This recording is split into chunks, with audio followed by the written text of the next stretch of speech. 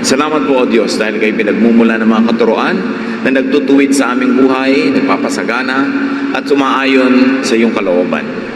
Kayo po ang mangusap, turuan niyo po kami, lalo namin maunawa ang kalooban niyo sa aming pamamahala ng aming mga pananalapi. Lead us, teach us, so we could be blessings to people as well. And may our obedience to you unlock many more favors and many more blessings from you, because you are kind and you are good and you are just. Father, we ask you to be our speaker. Teach us. In the name of your Son, Jesus, we pray with thanksgiving. Amen. Deuteronomy 24:14-15. Do not take advantage of a hired worker who is poor and needy. Pay them their wages each day before sunset, because they are poor and are counting on it. Otherwise, they may cry to the Lord against you, and you will be guilty of sin.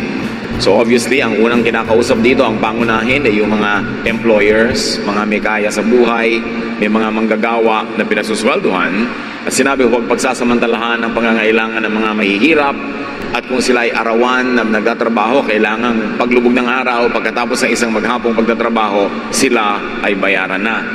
Baka daw sila ay dumaing sa Panginoong Diyos kung sila ay pinatatagalan pa ang kanilang mga sweldo at sila ay dinggin ng Diyos at ang nagmamalupit sa kanila ay makatanggap ng parusa. So as we talk about 5 financial sins and mistakes, one is underpaying workers. Hindi pagbabayad ng sapat, ng tama, patuloy na pagsasamantala sa mga nangangailangan at patuloy na pagdidiin sa kanila sa kahirapan. And then next to that is delaying payment of workers. Kaya nga nagtatrabaho yung mga tao kasi kailangan nila yung kikitain. Hindi na dapat tagalan pa, pananagutan ng mga employers, ng sinuman na namumuhunan o nangangailangan ng hard labor na magbayad sa oras at ng kompleto. At kung maaari ay sobrahan pa sa hinihingi ng batas o sa usapan, lalo't kayang-kaya naman noong nagbabayad. Na sa pag-asenso ng namumuhunan, sa pag-asenso nitong employer, kasabay na umaasenso ang mga manggagawa. James 5:4-5. Look, the wages you failed to pay the workers who mowed your fields are crying out against you. The cries of the harvesters have reached the ears of the Lord Almighty. You have lived on earth in luxury and self-indulgence. You have fattened yourselves in the day of slaughter. Tinutuos ng langit, dinidinig ng langit ang lahat ng daing ng mga kawawang manggagawa na ginigipit ng kanilang mga employers. Nakararating sa tainga ng Diyos ang kanilang mga pagdaing. At yun daw sobrang nagpapasasa sa buhay, ay parang pinatataba lang nila ang kanilang mga sarili para mga hayop na pinatataba para sa araw ng pagkakatay. May araw ng pagtutuos. At ang lahat ng mga excess fat that came from the blood of the poor workers and wage earners will be accounted for.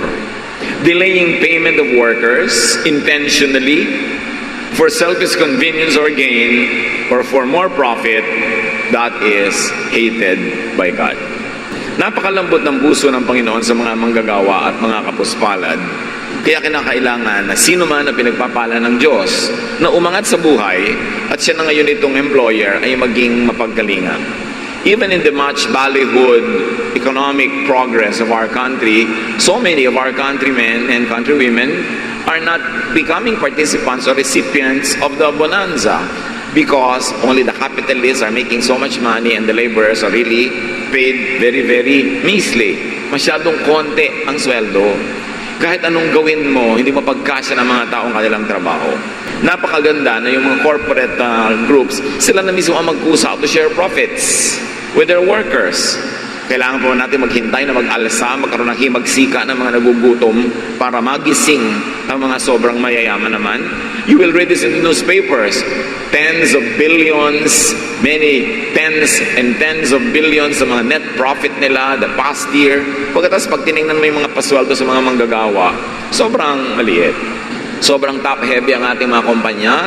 Top people, executives, and all that have so much privileges, and they enjoy so much, but it is at the back of the toiling majority where the economic growth actually happens, and they make it happen. Kaya kailangan naman magkaroon tayo ng ganung uri ng konsyensya. At sa pagtitrain naman natin ating mga manggagawa, we should train our people, our workers, for higher paying jobs. It's not enough that they have a job, that they are not idle, but they should get more for their labor. Why? Because you live only once in this kind of life before eternity. At yung mga what you miss here, you miss forever. Kaya mahalaga na may opportunity sa binibigay tayo sa mga tao. Isa sa mga nakakalungkot na katotohanan sa ating lipunan, ang dami mga gifted people but they are not able to develop their gifts because they're always trying to just survive. Ang dami mga magagaling na tao na ibinebenta nila yung buong buhay nila, lahat ng oras nila sa buhay sa kanilang mga employer, hanggang tumanda na lang sila at namalayan nilang mamamatay na lang sila, pero ang dami pa nilang pangarap na hindi natupad, ang dami pang mga dapat gawin, marami pang dapat napuntahan, nakain, pero naalipin na lang sila ng walang tigil na pagtatrabaho at hindi sila makalaya kasi isang kahit isang tuka. Wala silang kahit konting puhunan ng 2 buwan na pwedeng maghanap ng mas magandang opportunity kasi wala nang gagastusin para bukas. At yun ay nakakahiya sa Diyos, lalong-lalo sa isang bansa na sinasabi mo na maraming asenso, umaasenso ang lahat, tapos maraming taong sobrang naiiwan. Psalm 37:21, the wicked borrow and do not repay, but the righteous give generously. Again, another offense to the sensibilities of God is borrowing and not paying on time, fully, and with interest. Jewish lenders were forbidden to charge interest to their people, but the borrowers were not forbidden to voluntarily pay interests. Ang pinagbabawalan lang naman ay nagsasamantala ka sa pangangailangan ng nagigipit, hindi ka daw dapat papataw ng interest sa ganung mga pautang, pero hindi naman pinipigil yung nangutang, lalo't namuho na naman siya, kumita naman siya, umasenso siya, hindi naman siya pinipigil na magkusang pagbigay ng interest sa nagpautang sa kanya. Gawin natin mga kapatid na practice kung sakasakaling kinakailangang umutang sa kapwa, at least pag isinoli mo, bigyan mo naman ng interest. Kasi yung hiniram mo kung nasa bangko, kikita man lang yun kahit 2%. Kahit 1.5%. Pero ang tagal-tagal na nasa iyo ang pera niya, isosoli mo, hiniram mo nung 5 years ago, 5,000, ibibigay mo rin ngayon 5,000. Baka ang value na lang doon, mga 4,700, 4,500. Masyadong lugi yung nagpahiram. Bukod sa ang haba ng panahon na ninervyos siya kung mababayaran ba o hindi. Kaya mo bang bayaran yung nervyos niya? Kaya mo bang bayaran yung pagsisihan na mag-asawa na? Ba't ba kasi pinautang mo yung pinsan mo? Ayan tuloy, wala tayong pera, hindi tayo makasingil. Malaki ang puhunan na nagpapautang, hindi lang yung pera, pati yung pangamba na baka hindi siya mabayaran, at yung effort na maningil kung kailangan ka pang habul-habulin. God likes investors to earn profits. The Bible is full of stories, even stories told by Jesus, which were parables meant to give lessons, that people are supposed to make investments grow. That is not wrong to make profit, but profiteering at the expense of the needy, that is what is wrong. Money borrowed for investment or for business must earn interest. Money borrowed for non-commercial emergency should not be levied interest. Magkaiba eh. Pagka pinahiram ka dahil nangangailangan ka, sabi, huwag ka nang singilin, lalo't patuloy ka pa rin nagigipit. Pero kung ipinahiram sa iyo, ipinuhunan mo, nagamit mo para kumita ka, magkaroon ka ng trabaho, dapat magbigay ka ng interest. It is noteworthy that there's a lot of teachings in the Bible, both in the New and the Old Testaments, about how to handle money. You would say, and many people would think, that spirituality is concerned only with what is beyond eternity and not in this material world. But yes, the Bible is full of teachings about how to manage financial resources. James 2:15-16, suppose a brother or a sister is without clothes and daily food. If one of you says to them, go in peace, keep warm and well fed, but does nothing about their physical needs, what good is it? Isa na namang napakalaking katuruan ito. May dumadaing sa'yo, may nahihirapan, tapos sabi mo, sige, ipagpipray kita, pagpalaing ka naman ng Diyos, nawa, bumuti ang kalagayan mo. Tapos wala ka man lang inabot, pinahiram, ibinigay, na kaya mo naman, isang malaking offense yun sa kabaitan ng Diyos. Not giving to the needy brother or sister when one had the capacity to help is an offense. Yung iba, pag sinabi nila kung minsan ipagpe-pray kita, parang ano lang nila pantakas, para makaiwas sa pananagutan na may gawin pa silang mas practical, ang sasabihin nilang, I will pray for you. Why pray for people when you can already give them what they need? So don't use prayer as a means to escape from responsibility, especially when you are able to answer for their needs or to give what they want. Napakahalaga mga kapatid, reviewin natin ito kasi kung minsan, pag hindi natin laging nire-review, nagagawa na pala natin, hindi na lang natin napapansin. Sabi ng matatanda, ang paalala ay gamot sa taong nakakalimot. Proverbs 14:14, you harvest what you plant, whether good or bad. Which brings us to a very, very universal and powerful, unchanging truth. Not planting good seeds of generosity and kindness is offensive to God. Planting bad seeds of selfishness, deviousness, and cleverness are all alike. Kailangan nagtatanim tayo ng mabuti. This is the sin of omission. To steal from the poor is a sin of commission.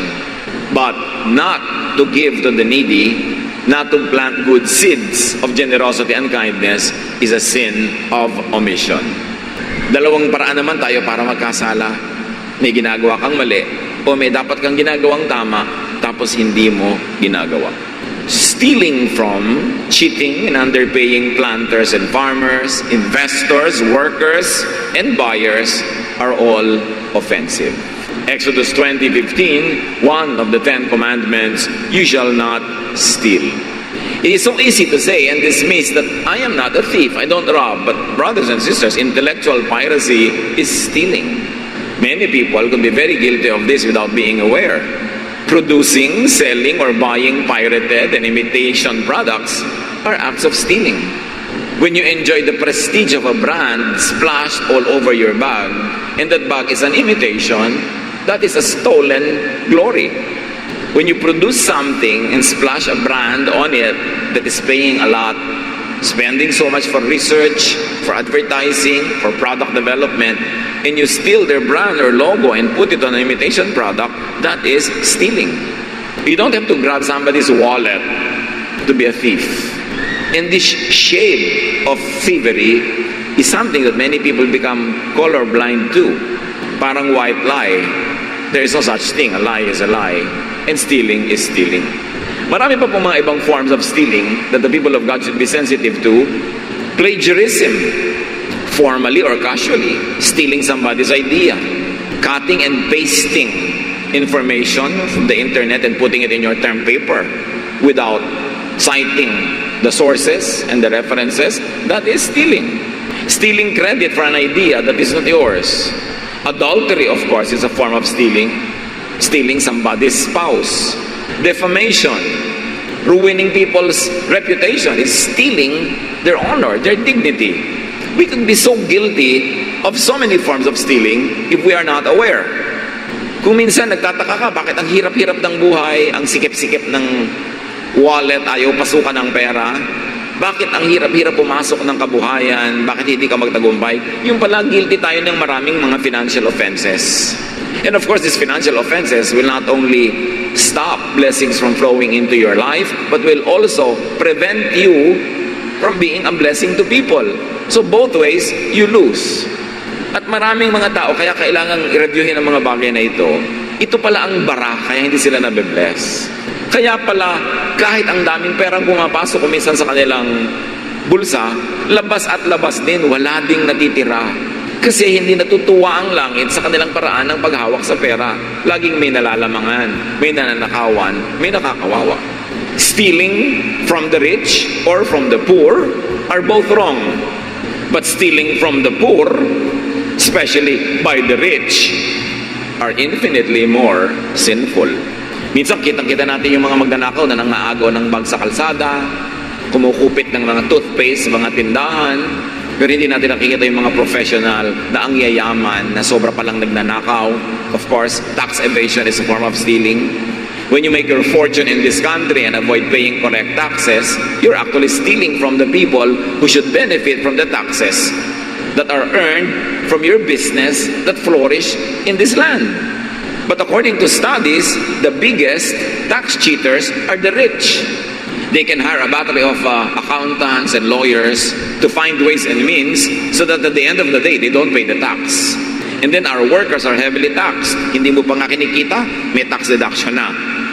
Importante, masamang magnakaw, pero lalong masamang magnakaw sa mahirap at ikaw yung nagnanakaw ay mayaman.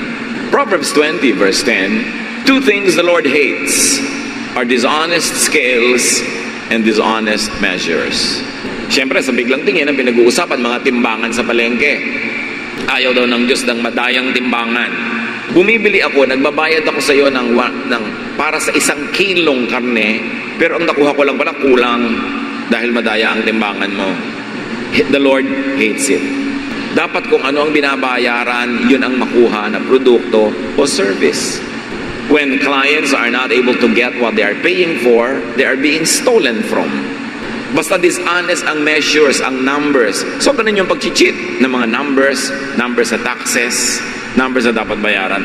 Kung ang mga tao lang nagbabayad ng tax lahat, ang dami-daming pera dapat ng gobyerno. At kung hindi na nakawin ng mga nangangasaywa, dapat ang luwag-luwag ng buhay ng Pilipinas. Pero wala. From the taxpayer, to the tax collector, to the disbursing officer, to those who are handling the money, may nangyayaring thievery. And at the end of the day, all of us suffer. Lahat na dadaya. Kailangan maingat. Maingat ka sa pagbabayad ng mga dapat bayaran. Commercial and numerical cheating, not giving in full what buyers pay for or deserve, is sinful and hated by God. Yung nandadaya sa mga bilang, sa timbang, sa quality. Bibili ka ng karne, ba't kaya namamaga ito? Tinuturukan pala ng tubig para bumigat.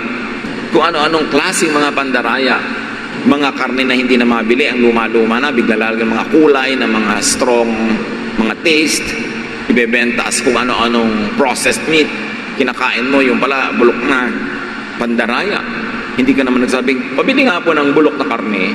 Pero nadideceive ka ng kulay, nadideceive ka ng mga lasa. So, ang nabibili mo, hindi yung binabayaran mo.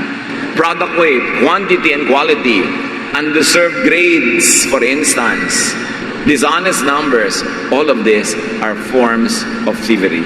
Pagka nagnanakaw ka ng grade, nag-cheat ka lang pala, hindi naman talaga dapat mataas yung grade mo, that is thievery.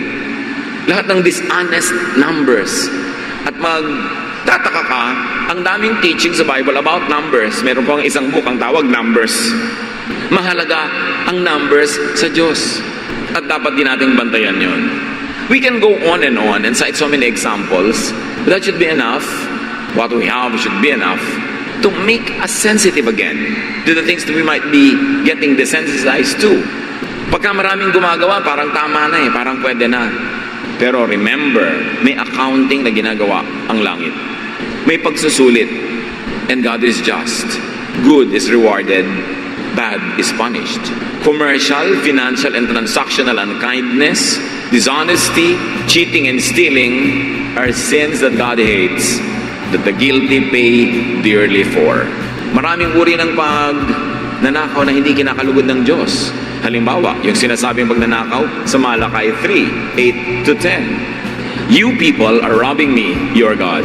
You are robbing me of the offerings and of the 10% that belongs to me. I am the Lord all-powerful, and I challenge you to put me to the test. Bring the entire 10% into the storehouse so that there will be food in my house. Then I will open the windows of heaven and flood you with blessing after blessing. This kind of teaching sometimes draws very emotional reactions to people, especially to those who don't want to obey it. Pero Malachi 3:10 is as biblical as John 3:16, and both must be taught powerfully and clearly for the sake of those who should know it and for the sake of those who will benefit in obeying it. Napakahalaga na hindi mo ninanakawan ng kapwa-tao at lalo namang ang Diyos. At sabi niya, alam niyo, ninanakawan niyo ako Huwag na kayo magtanong-tanong pa, magmaang-maangan kung paano niyo ako ninanakawan. Sabi, pagka hindi kayo matapat sa inyong ikapu, ninanakawan niyo ako. Ba't di niyo ako subukan? Sabi ng Diyos. Natatakot kang matalo, natatakot kang malugi. Ba't di niyo ako subukan? Maging matapat kayo, at kung hindi ko patunayan sa inyo, napababahain ko ang pagpapala sa inyong buhay. So niya, ako na Diyos, sa pinakamakapangyarihan na nagsasabi nito, subukan niyo ako. Ang pagnanakaw kasi, isang uri ng kakulangan ng pagtitiwala sa Diyos. Pag nagnakaw ka, nandaya ka, sinasabi mong, kung hindi ako gagawa ng masama, hindi ako mabubuhay. Pag hindi ako gagawa ng hindi tama, pag sumunod lang ako sa mga sinasabi ng Diyos, malulugi ako, magugutom ako, maghihirap ako. That's why it becomes doubly sinful because it is an expression of lack of trust in God. Na pagka gumawa ka ng tama at naging maka-Diyos ka, ay mapapabuti ang buhay mo. So, gagawa ka ngayon ng paraan and you will have to borrow tactics from the evil one. just to be able to get what you want. Kaya napakahalaga yung tiwala sa Diyos. At nanghahamon pa ang Diyos, sabi niya, subukan niyo ako. Sino kaya sa atin ang talagang nakatanggap na nung hamon at sinubukan niyo nga? Dahil, alam niyo, ang mga matatapat sa area na to ng giving, hindi lang sa tithing sa church, pati sa charity, pati sa pagbibigay sa kapwa, pagtulong, yung mga matatapat, yung napatunayan na nila sa buhay nila, na talagang totoo ang pangako. At yung mga patuloy na hindi matapat dyan, yung mga hindi pa nila nasusubok talaga, kaya hindi nila nalalakasan ng loob nila na gawin ito. The selfish, the opportunistic, the exploiters, cheaters and thieves receive the bad, they give to others. Because in this spiritual life, you keep only what you give away and you lose what you selfishly attempt to keep for yourself. Galatians 6:7, do not be deceived. God cannot be mocked. A man reaps what he sows. Or from the contemporary English version, you cannot fool God. So don't make a fool of yourself. You will harvest what you plant. Cheaters think they win. They win here and lose there. There's balance. They steal from others only for them to be robbed in turn. Dahil may balance. The entire universe runs in balance. Lahat ng negative number may katapat na positive number. Everything is balanced. Kaya pag may ninakaw ka, may mananakaw sa'yo. Pag may ibinigay ka, may matatanggap ka. This is the secret of how to live under God's prosperous, unchanging laws. Bawat panlalamang sa kapwa ay may katapat na paniningil mula sa langit. Baka hindi natin namamalaya, nakakapanglamang na pala tayo. We should restitute, we should pay, and with interest. The selfish, the opportunistic miss God's delight, favor, and blessing. So Proverbs 11:25, sabi diyan, a generous person will prosper. Whoever refreshes others will be refreshed. Ang taong palabigay ay mag-aani ng marami. Sasagana ang kanyang buhay. Sino man ang tumutulong sa kapwa ay tutulungan din. Luke 6:38, give and it will be given to you. A good measure, pressed down, shaken together and running over will be poured into your lap. For with the measure you use, it will be measured to you. Pag lagi kang kuripot, ayaw mo nang kumita ang kapwa mo tao na nagnenegosyo, nagtitinda, sa palagay mo aasenso ka doon, pagkukuriputan ka rin ng langit. Kung may pinagkakaitan ka, meron din magkakait sa'yo. Pag may binibigyan ka, merong magbibigay sa'yo. At hindi man tao ang magsukli sa'yo noon, hindi ba yun alam ng Diyos? Sabi niya, I am God all-powerful. I know how to repay. Matthew 25:45, He will reply, truly I tell you, whatever you did not do for one of the least of this, you did not do for me. And this is a conversation from the story of Jesus about God in heaven telling people, oh, you are going to enjoy eternity with me because you have been so good to me. And people said, we never did anything good to you. And He will say, whatever good you do to others, I count it as having been done to me. Kung ano man ang ginawa mong masama sa kapwa, ako na rin ang maniningil sa iyo. Aariin ko rin na sa akin mo ginawa. The selfish, the opportunistic feel like winners, but blissfully unaware of how much they really lose. Suriin natin mga sarili, mga kapatid. Identify, beware of, and avoid and stop financial sins and mistakes. Because that could be the very big impediment to your own progress. To blessings that are supposed to be received by you, but you never get. Because we block the way of blessing. At kung kayo naman yung biktima ng mga panglalamang, pagdanakaw ng kapwa, we must be innocent as doves, but wise as serpents. Do not permit yourself to become victimized all the time. Hindi ibig sabihin ng godliness, tanggapin mo na lang ang pambibiktima at pagsasamantala sa iyo ng kapwa. You must speak up for your rights. You must speak up for what you have already earned. Kung hindi ka binabayaran, kailangan maningil ka. Kung nagpautang ka, hindi nakakahiyang maningil, lalo't kinakalimutan niya ang kanyang singil. Kumisa kasi sa sobrang bait natin, nagpapaapi na tayo. Remember, be innocent as doves, but be wise as serpents. Huwag naman yung sadyain na nadadaya na kayo, hindi pa kayo kumikibo. Huwag niyo namang sadyain na halos pumayag kayo na apihin at kawawain at hindi mabayaran sa mga dapat sana ay babayaran tayo. God is just, and to seek justice is not an ungodly thing. Kailangan na may katwiran, may katapatan, at may umiiral na hustisya sa ating buhay. Mga kapatid, napakaraming pagpapala ng Diyos. Kung gusto tayong pagpalain ng Diyos, sino naman ang makakapigil sa Kanya? Pero kung ayaw niya, At lalo kung tayo ay naglalagay ng bara, sino ang makakapilit sa Diyos sa pagpalain tayo kung lumalagay tayo sa lugar na sinasabi na niyang hindi ko pagpapalain ang ganyang uri ng pamumuhay? Think, mag-isip tayo, baka meron tayong mga utang na nalimutan na. At dahil hindi na kumikibo yung pinagkautangan natin, buong puso na nating nilimot. Dapat sa abot ng ating makakaya ngayon, magbayad. Kahit partially, kahit konti, kahit bahagi. And never forget to acknowledge, may utang ako sa iyo, may kulang ako sa iyo. Hindi ko palang kayang bayaran ngayon, pero nasa isip ko yan. Lagi niyong ipapaalala. Kasi nakaka-nervous talaga yung baka nakalimutan noong umutang. Siyempre yung nagpautang, hindi niya malilimutan yon. Ang nakakalimot lagi yung umutang. Tapos pag siningil mo, galit pa. Kung saan kumukuha ng lakas ng loob na siya patong magalit. Samantalang sa oras ng kanyang pangangailangan, siya ay pinagbigyan, siya ay tinulungan. Sa ating business dealings at sa mga employer natin, kung hindi man kayo makapagbigay ng increases na regular, once in a while, every season na malaki naman ang kita ng kumpanya, at hindi man magbigay ng kahit periodic bonuses, malaking bagay sa mga kukunti ang pera, yung kahit konting pera lang, malaki yun. Kaya importante na to always share. One of the greatest proofs of godliness is kindness to other people. Godliness is not measured by the verses we memorize, by the volume of verses, kundi gaano nagiging mapagmahal tayo, gaano tayo nagiging honest sa ating mga dealings, at gaano tayo nagiging mapagbigay. This is the way to blessing. You plant, so you harvest. Dear God, we ask you, speak to us privately. Ipakita niyo sa amin, Panginoon, ang kalagayan ng aming puso when it comes to handling finances. Kung kami ay mga mabait, matapat na mga employer at employees, dahil bilang mga employee, pwede rin kami ang magnakaw. Sinusweldohan kami, pero hindi kami nagtatrabaho ng ganap, ng kumpleto, ng buo. O pwedeng literally nananakawan namin ng aming mga employers. Ipakita mo kung saan kami nakatayo. At sino man, Panginoon, ngayon na nakalagay sa isang lugar na talaga namang napakaganda, hindi nandadaya, nagbabayad ng mabuti, hindi nagnanakaw, salamat sa ganong uri ng spiritualidad. Dalangin namin ang lahat ay mapunta doon at manatili sa ganong blessed situation. Pero sa kung may mga anak ka na nakikita mo ngayon, Panginoon, na may pagkukulang sa ganitong bahagi ng buhay, soften our hearts. Teach us to be submissive to your will. Teach us to apply your word even in areas where we will be inconvenienced or we will pay a financial price.